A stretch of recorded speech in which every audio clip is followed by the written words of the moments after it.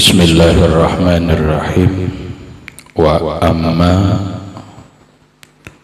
ulumus syar'iyyatu wa hiyal maqsudatu bil bayani, ya kan? Wa ammal mubahu minhu fal ilmu bil asy'aril lati la sakhafa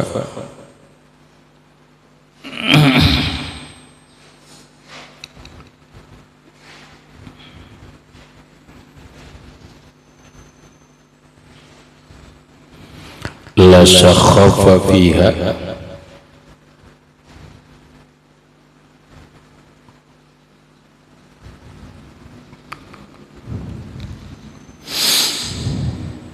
wa tawarihal akhbari wa ma yajri majrahu. Wa ammal mubahu, dan adapun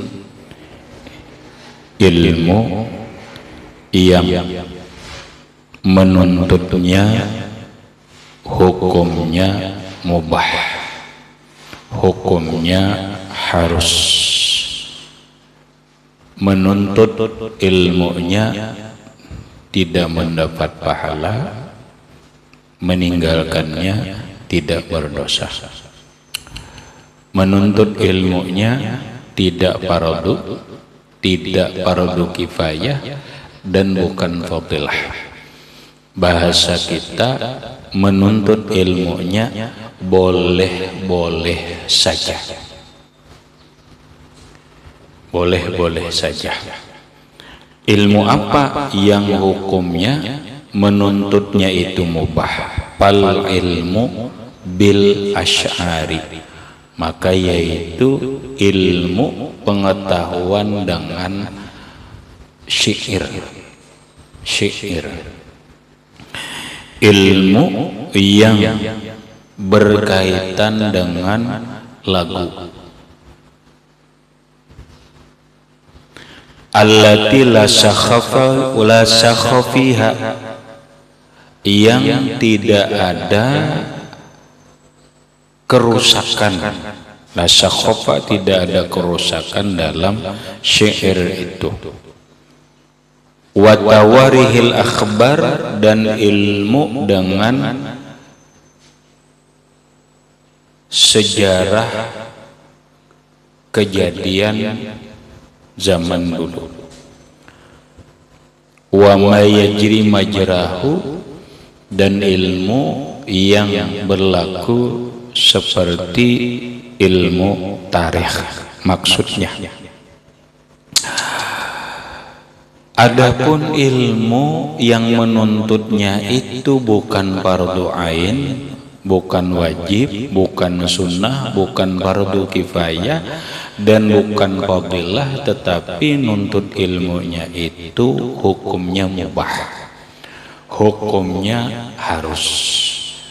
Menuntut ilmunya tidak mendapat pahala, tidak menuntut ilmunya tidak berdosa.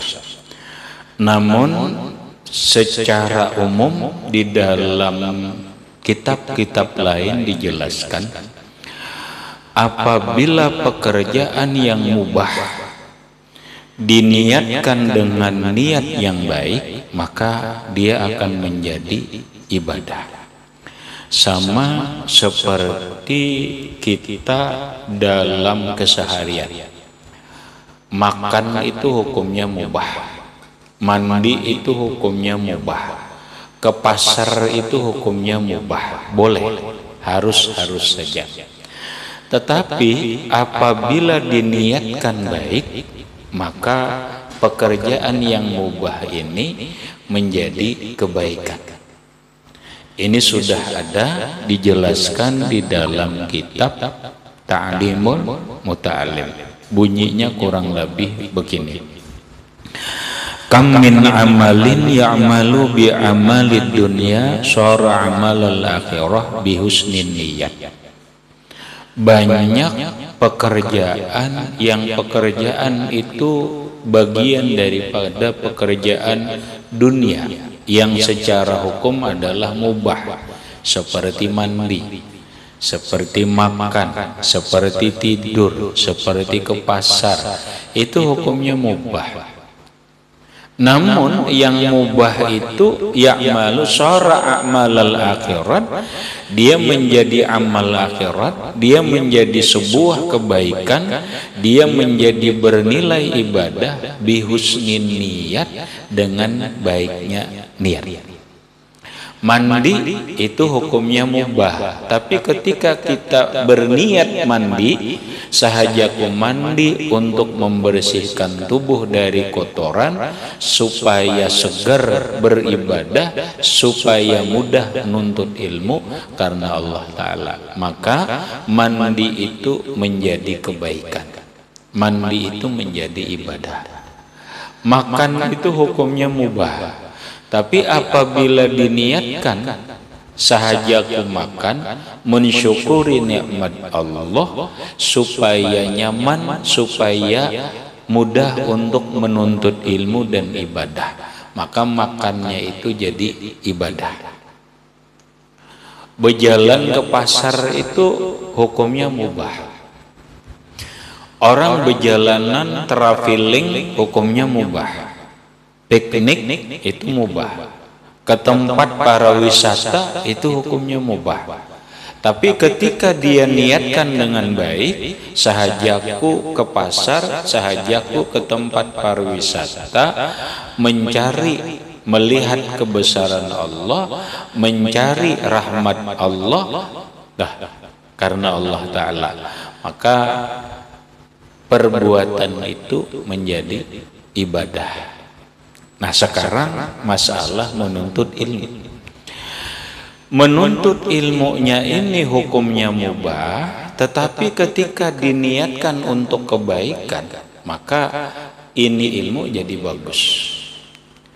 Ilmu apa yang menuntutnya itu hukumnya mubah? Di antaranya adalah al-ilmu bil asy'ar. Kita mengetahui atau mempelajari tentang syair, tentang syair dalam fan Arab. Fan Arab itu ada namanya ilmu syair, itu terbukukan dalam kitab-kitab namanya ilmu arud, namanya ilmu arud. Nah, orang yang mempelajari ilmu arud ini adalah ilmu mempelajari tentang syair, not syair. Sehingga syair-syair itu punya timbangan. Makanya kita di kitab bila syair itu ada timbangannya, ada bahasa kita itu tuntutan notnya ada namanya bahar kamil, ada bahar ngarannya kina bahar basit, ada bahar tawil, ada bahar rajas, dan seterusnya. Ini namanya ilmu arud yang berkaitan dengan syair. Maka mempelajari ilmu arud ini hukumnya mubah, tidak wajib, tidak sunat, tidak fardu kifayah, tetapi mubah. Secara umum orang belajar apa? Belajar tentang menyusun lagu. Kayaknya bahasa kita tuh orang melajari dasar-dasar not lagu. Do re mi fa sol la si, do si la sol fa mi re do. Itu kan not ngaranna. Nah, mempelajari tentang not itu kada haram. Tidak haram, tidak wajib, tidak fardu kifayah, tidak sunat, tetapi hukumnya mubah, boleh saja. Yang satu yaitu ilmu syair. Namun ilmu syairnya itu la sakhafa fiha, yang tidak ada keburukan dalamnya. Karena ilmu syair ini ada nang cilik, Ya, kalau syair-syair itu digubah untuk keburukan, digubah untuk keburukan. Ini termasuk syair, ini termasuk puisi, termasuk puisi. Nah, kadang-kadang ada namanya puisi atau syair-syair itu yang menggelorakan maksiat. Ya, kada lebih lah, kada kurang lebih lirik-lirik lagu. Ada lirik lagu itu cengeng, ada lirik lagu itu munafik, ada lirik lagu itu hanya hura-hura, ada lirik lagu itu cabul, porno, ada, dan macam-macam. Ini jangan sampai ada syair yang tidak ada mengandung kerusakan. Kalau syair-syairnya, lirik-lirik lagunya ini berupa kemunafikan, berupa kecengingan, berupa apa? Berupa kepornoan, bahkan membangkitkan hawa nafsu. Contohnya lagu Belah Doren. Lagunya Belah Doren apa nang dibelah, Rahmat? Ya belah Doren itu kan gak ada manfaatnya. Lagunya apa? Goyang dompet, goyang dompet. Ini kadang orang nang ini hanya menggelorakan, kadang-kadang bisa menimbulkan hal-hal nang buruk. Jangan. Kemudian watawarihil akhbar, dan mengetahui sekaligus mempelajari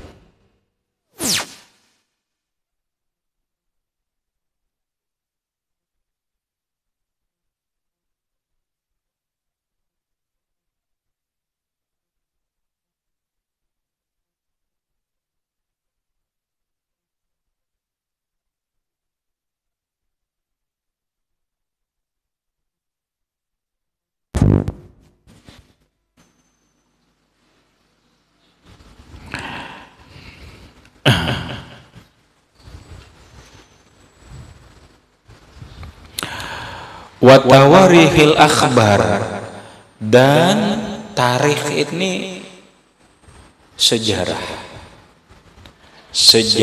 tentang berita zaman dulu.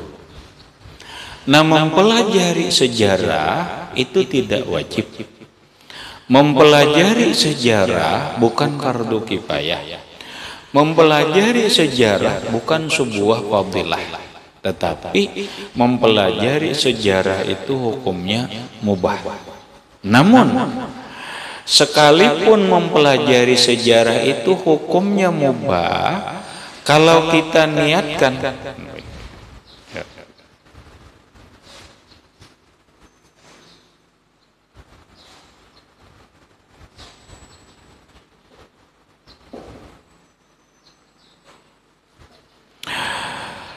kalau kita niatkan kebaikan untuk kebaikan diri kita atau kebaikan bangsa dan negara, itu jadi kebaikan.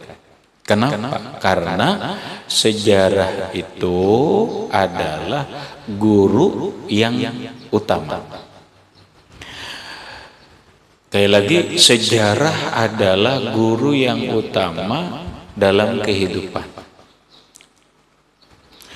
Sebuah negara akan maju dan jaya kalau dia belajar tahu tentang sejarah bangsanya. Ya. Jadi sejarah ini penting. Sebuah bangsa itu akan jaya, akan maju kalau dia bisa menghargai atau tahu sejarah bangsanya. Nah, sejarah apa yang kita pelajari? Banyak. Sejarah yang kita pelajari itu umpama sejarah Islam. Umumnya sejarah Islam. Nah, sejarah Islam itu berkaitan dengan keislaman. Contoh, sejarah kehidupan Rasulullah, sejarah kehidupan para sahabat Nabi, sejarah kehidupan para tabi'in, sejarah kehidupan tabi'in. Nah, ini para ulama banyak mengarang kitab ini karena sejarah sangat penting. Banyak para ulama mengarang kitab yang khususnya berkaitan dengan sejarah Rasulullah. Ada kitab Al-Anwarul Muhammadiyah, ada kitab Muhammadur Rasulullah, ada kitab ngarannya Tarikhul Umam war Rusul, dan seterusnya. Ini ada ngarannya kitab-kitab sejarah. Lalu ada sejarah ulama. Ini namanya sejarah. Sejarah kerajaan Nampak, kerajaan Amawiyah, kerajaan Abbasiyah, kerajaan Utsmaniyah, kerajaan Turki, kerajaan Mesir, kerajaan India, dan seterusnya. Ini namanya mempelajari sejarah. Belajar apa? Belajar sejarah. Sejarah apa? Sejarah tentang umat zaman dulu. Belajar sejarah tentang umat Nabi Nuh. Belajar sejarah tentang Nabi Daud dan umatnya. Belajar sejarah tentang Nabi Musa dan umatnya. Lalu banyaklah ulama mengarang kitab. Di antaranya adalah Qisasul Anbiya, kisah para nabi, yang dikarang oleh Imam Ibnu Katsir dan yang lainnya. Nah, ini penting. Belajar sejarah sangat penting. Nah, banyak lagi sejarah Islam dan kitabnya lengkap. Kita tinggal mencari kitab sejarahnya. Kalau di pondok-pondok besar saya ada belajar kitab. Minimal belajar kitab Nurul Yakin, belajar kitab Al-Anwarul Muhammadiyah, belajar kitab Muhammadur Rasulullah. Itu sejarah tentang Rasulullah dan perangnya Rasulullah dan yang lain-lain yang berkaitan tentang sejarah Rasulullah. Ada tentang sejarah para khulafaur rasyidin. Contoh, Imam Syekh Jalaluddin As-Suyuti mengarang kitabnya Tarikhul Khulafa. Tarikhul Khulafa, sejarah tentang khulafaur rasyidin. Bagaimana tentang Khalifah Abu Bakar Siddiq, bagaimana tentang Khalifah Sayyidina Umar bin Khattab radhiyallahu an, bagaimana sejarahnya Sayyidina Utsman bin Affan, bagaimana sejarahnya Sayyidina Ali karramallahu wajah, dan yang lainnya. Ini disebut dengan sejarah. Sejarah Islam apalagi? Sejarah silahkan baca. Bagaimana sejarahnya Islam masuk ke Pulau Jawa. Bagaimana sejarahnya Islam masuk ke Pulau Sumatera. Bagaimana Islam itu masuk ke Pulau Sulawesi. Bagaimana sejarahnya Islam itu masuk ke Kalimantan Selatan. Ini ada sejarahnya. Bagaimana sejarah Islam berkembang di Barabai, itu ada sejarahnya. Di mana bukunya, kitabnya? Silahkan cari di perpustakaan. Mau yang berbahasa Arab, mau yang berbahasa Indonesia, cari buku-buku sejarah. Ini namanya sejarah Islam. Hanya ada sejarah Wali Songo. Silahkan pelajari sejarah Wali Songo. Apa sejarahnya, bagaimana sejarahnya Wali Songo, bagaimana sejarahnya Datuk Kalampayan, dan seterusnya. Ini namanya mempelajari sejarah. Sejarah dalam Islam. Ada sejarah apa? Ada sejarah kemerdekaan. Bagaimana sejarah negara Saudi, bagaimana sejarah negara Mesir, bagaimana sejarahnya negara Indonesia ini menjadi negara Indonesia. Ini namanya sejarah negara. Ada apa lagi? Ya banyak sejarah. sejarah kebudayaan, sejarah ya sejarah tentang kehidupan.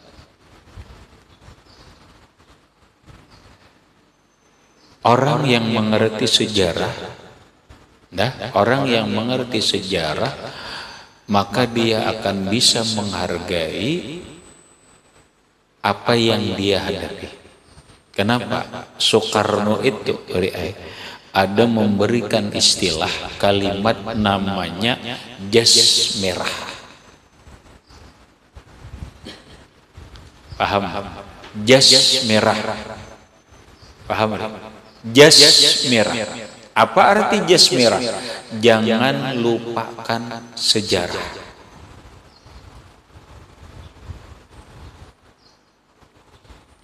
Jangan lupakan sejarah, karena sejarah itu sangat penting dalam kehidupan berbangsa dan bernegara.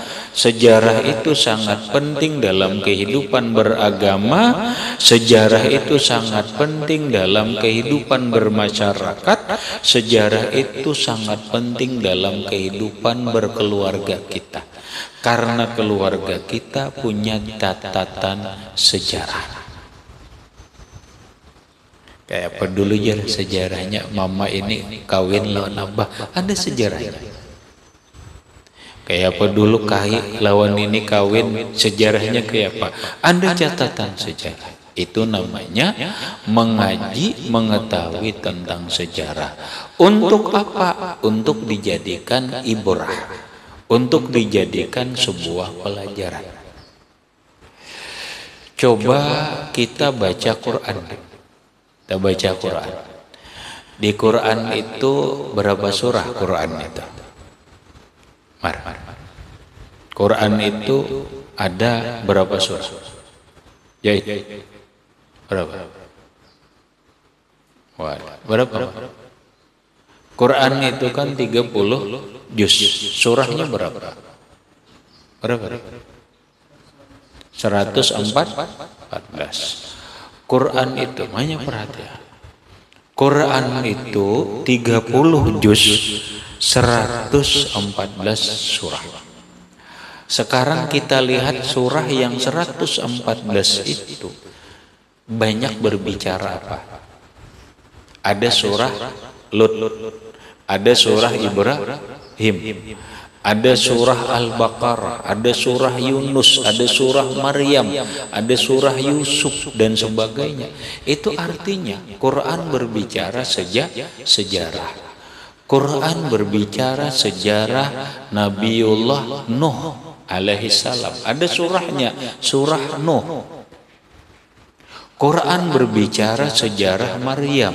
Ada surahnya, namanya surah Maryam. Quran berbicara tentang sejarah nabi-nabi yang lain. Maka oleh para ulama, Quran itu seperempatnya mengandung sejarah.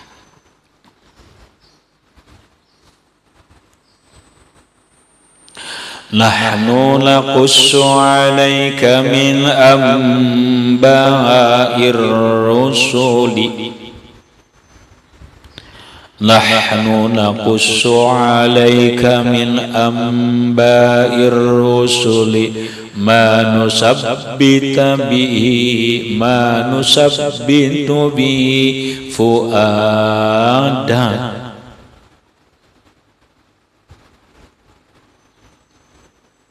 Waliyazdada imana.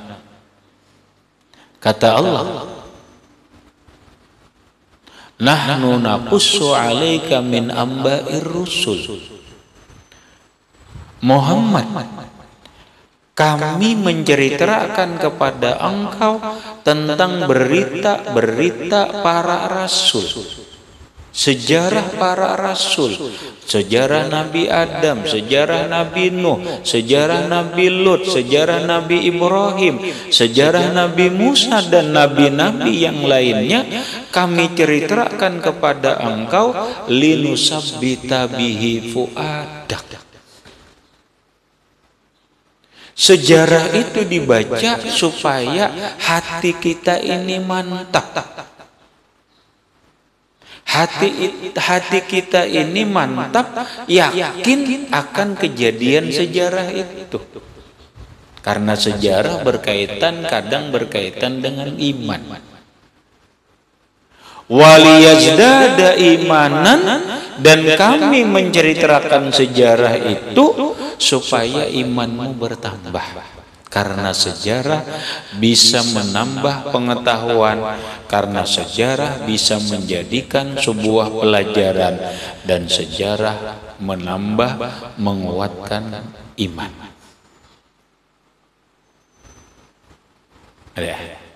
Ini Quran bicara sejarah.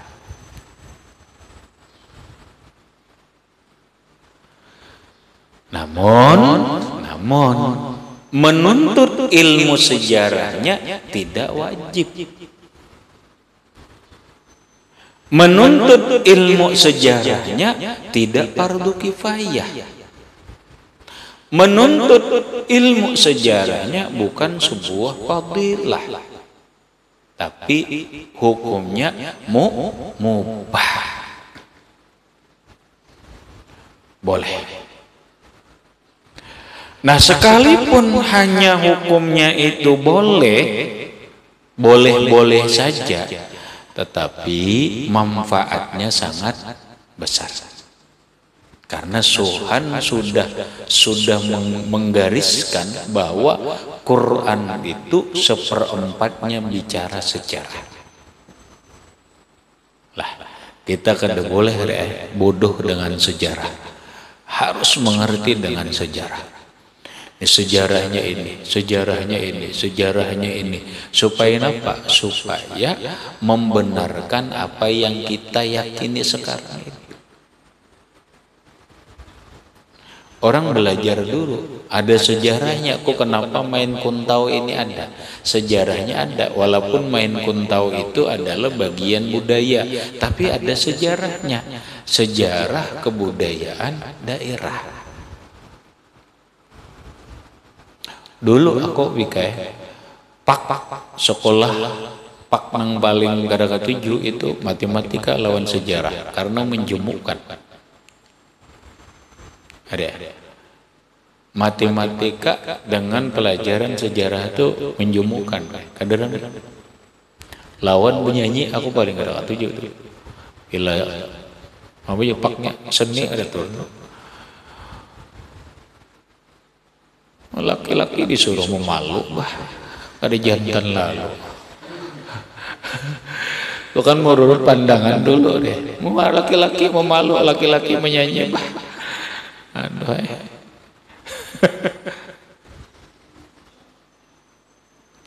Nah, tapi ternyata kesininya, oh ternyata matematika itu penting. Oh ternyata sejarah itu penting. Sekalipun menuntut ilmunya itu bukan fardu, sekalipun menuntut ilmunya itu tidak wajib. Jika seseorang tidak tahu sejarah, tidak berdosa. Jika seseorang tidak bisa matematika, kada berdosa. Paling dibungli orang berjualan, ya kalau paling betul tukar kada bisa. Ya paling ilmu mewaris ya kada lupa jual. Karena ada bisa. Tapi kalau kita ingin memahami kehidupan dan mengambil pelajaran dari kehidupan, sejarah itu sangat penting. Nah, ini aku ketujuh ya baca sejarah. Oh sejarahnya ini, oh sejarahnya ini, sejarahnya ini. Dan kita masih banyak tidak tahu tentang sejarah. Kita kedosa jauh-jauh ya. Sejarahnya berdirinya Barabai ini kada tahu. Kamu tahu ya? Kada tahu. Kamu tahu ya? Sejarahnya Barabai ini dibentuk hanya sekian tahun. Dulu deh Barabai ini bergabung dengan Kandangan. Kemudian berpisah. Dulu Barabai ini bukan kabupaten. Ada sejarahnya, ada pendirinya. Ngarannya pendiri Kabupaten Hulu Sungai Tengah Barabai. Ada sejarahnya. Maka ketika orang ingin mengerti tentang Barabai, belajarlah sejarah tentang Barabai. Mulai pembentukannya, kemudian masyarakatnya, lingkungannya, dan seterusnya. Lalu mengerti dengan sejarah Barabai. Wah, ini hebat. Kalau ikam jadi tuan guru, dia hebat. Lah, kamu orang Birayang, tapi kadang ngerti sejarah Birayang. Tahu kira sejarah Birayang? Kamu orang Dohum, Kandayan. Kenapa mati dinamai Kandayan itu kan pasti ada. Kenapa mati dingarani Andohum itu kan pasti ada. Kenapa mati dingarani Ambitu? Itu pasti ada. Ada sejarahnya. Ada sejarah.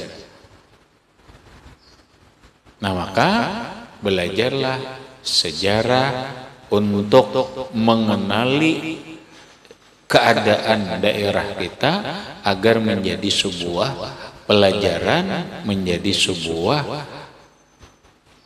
pengalaman, dan menjadi sebuah guru yang harus kita pelajari. Habis. Jadi belajar sejarah. Wa ma yajri majraha, dan barang yang berlaku seperti sejarah.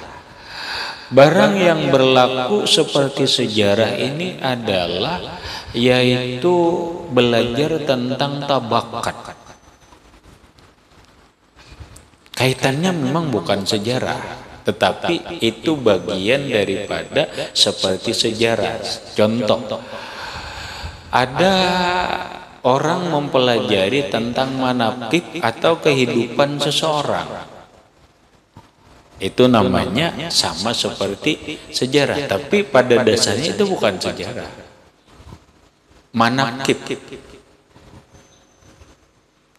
Mempelajari manaqib Syekh Abdul Qadir Jailani, manaqibnya Imam Sayyid Ahmad Ar-Rifai, manaqibnya Imam Syafi'i, manaqibnya Imam Al-Ghazali. Nah, ini mempelajarinya ini kada wajib. Dan ini bukan secara khusus bukan ilmu sejarah, tetapi ilmu tentang kehidupan seseorang. Kalau bahasa kerennya itu ngarannya biografi ulama. Kalau bahasa kitab ngarannya tarjamatul ulama. Lalu bahasa kitab ngarannya kitabut tarajim. Bukan tawarikh, tapi kitab tarajim, tarjamah, biografi kehidupan ulama. Nah, ini ada kitabnya. Makanya orang hendak mengetahui biografinya tentang ulama-ulama Syafi'i, nukarlah kitab ngarannya Tabaqatus Syafi'iyah. Karangannya Imam Tajuddin As-Subki. Sekian puluh jilid. Nah, dari kitab ini kamu tahu ini ulama Syafi'i tahun sekian siapa ini ada sejarah biografi pribadinya kayak apa begini namanya Tabaqatus Syafi'iyah. Ada kitab pengarangnya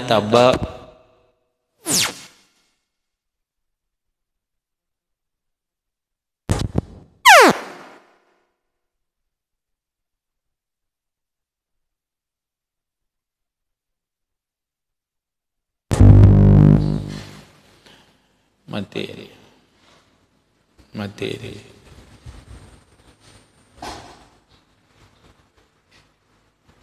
Nang bisa.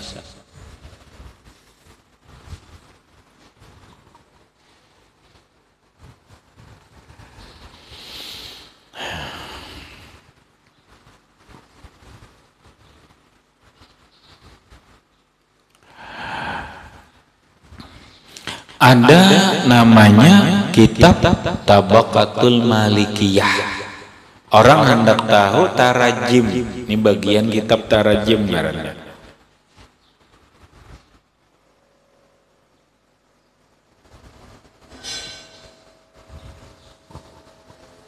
Tarajim itu ya biografi ulama Maliki. Ada namanya Tabaqatul Hanabilah, biografi kehidupan atau tarjamah kehidupan ulama-ulama mazhab Hambali. Ada namanya Tabaqatul Hanafiyah, ulama-ulama terjemah ulama Hanafi dan seterusnya. Nah itu bagian paham juga mendewala wa ma yajri majratu didabit tarajimil ulama, paham didabit di bawahnya tentang sejarah wa ma yajri majraha tarajumul ulama. Aduh, belajar. Kini kamu telah ditakuni ini napa garang pahamannya wa ma yajri majraha nenek. Wama dan barang ilmu yang berlaku seperti sejarah, seperti tarikh, yaitu ilmu tarajim.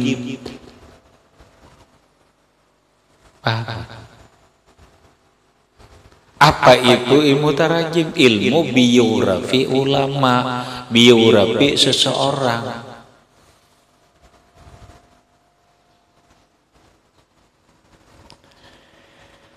Habis.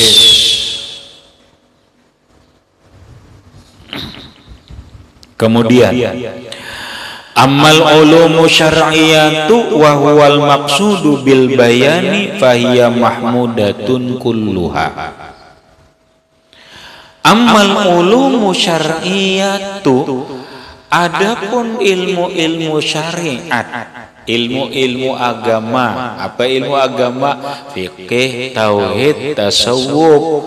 Wahiyal maqsudatu bil bayan, dan dialah yang dimaksud dengan penjelasan ini. Fahiya mahmudatun kulluha, maka dia terpuji baik semuanya.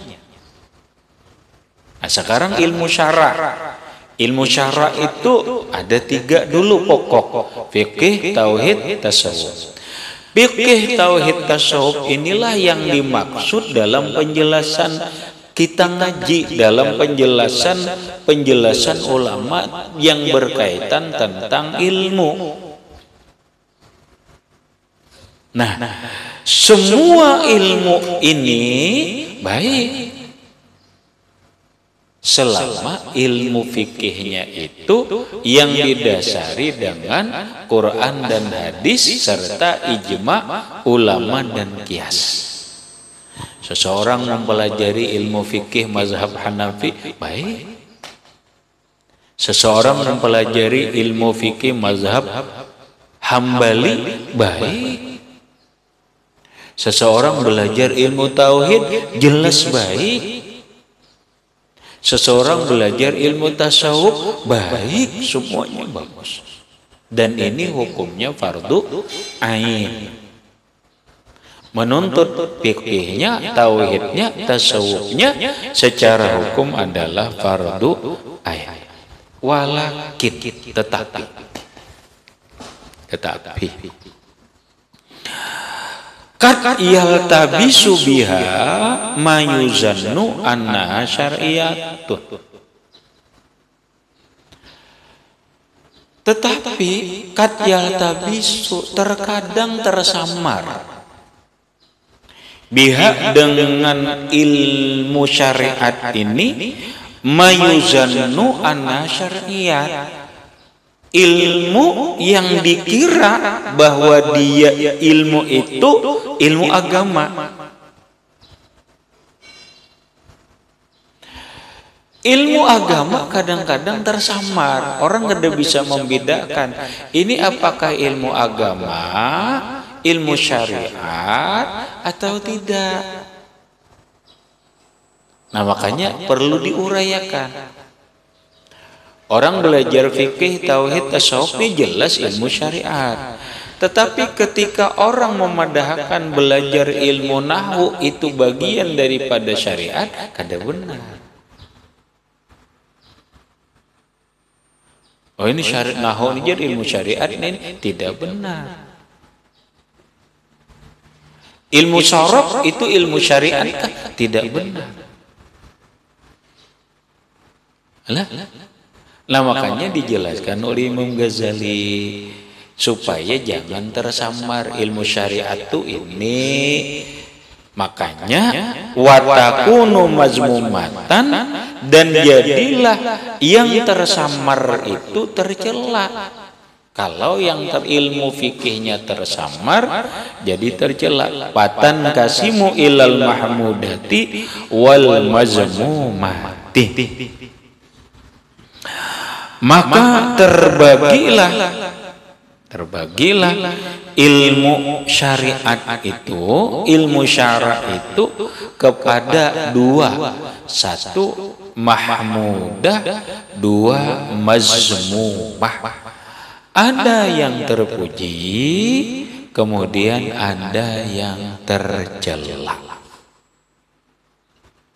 Ada yang terpuji, kemudian ada yang tercela. Berikutnya, ammal mahmudu falaha usulun wa furu'un ila akhirih, wallahu a'lam bissawab.